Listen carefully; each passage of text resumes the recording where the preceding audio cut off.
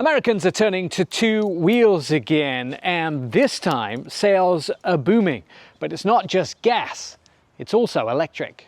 In 2024, US motorcycle registrations topped 8.6 million, with sales climbing 4% over the previous year. It's not a blip, it's a comeback. And even more surprising, the rise of electric motorcycles, which are quiet, fast, and mostly efficient, is pushing these beasts into the mainstream.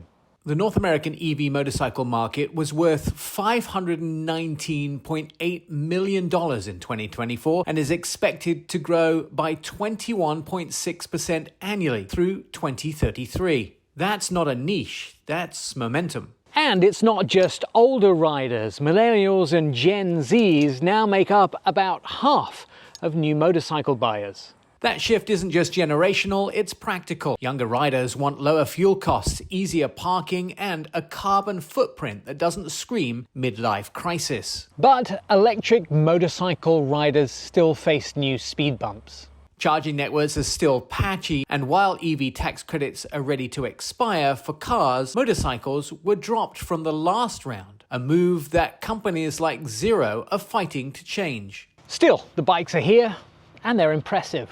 Based in California, Zero has led the charge with bikes like the DSRX, an electric ADV machine that's rugged, fast, and packed with smart tech. This thing makes no noise, and that speaks volumes. With up to 180 miles of city range, Bosch traction control, and off-road riding modes, the DSRX is like a dual-sport iPhone with handlebars. It even charges on public level too. And it's quick 0 to 60 in under 4 seconds, but with less drama than gas bikes. More whisper, less roar.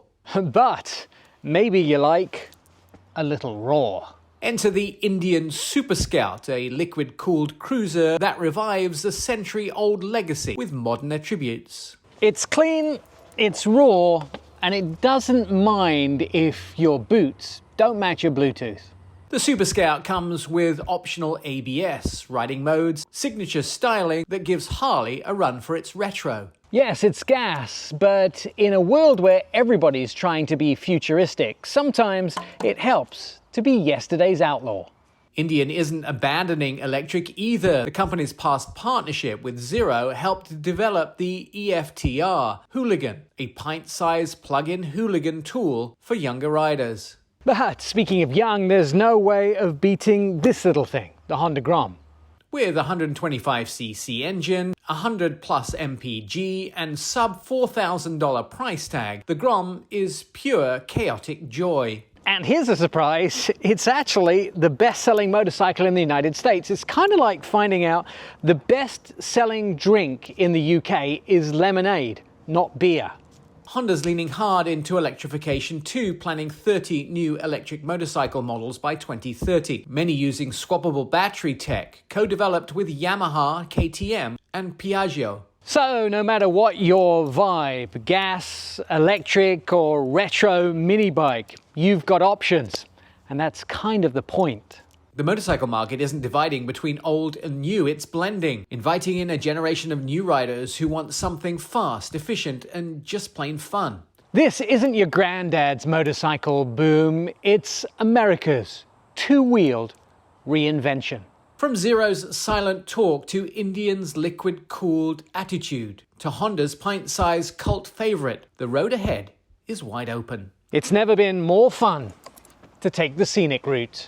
Just be warned, once you go two wheels, your four-wheeler may start collecting dust and judgment. With some of the most exciting two-wheel choices in America, I'm Nick Miles.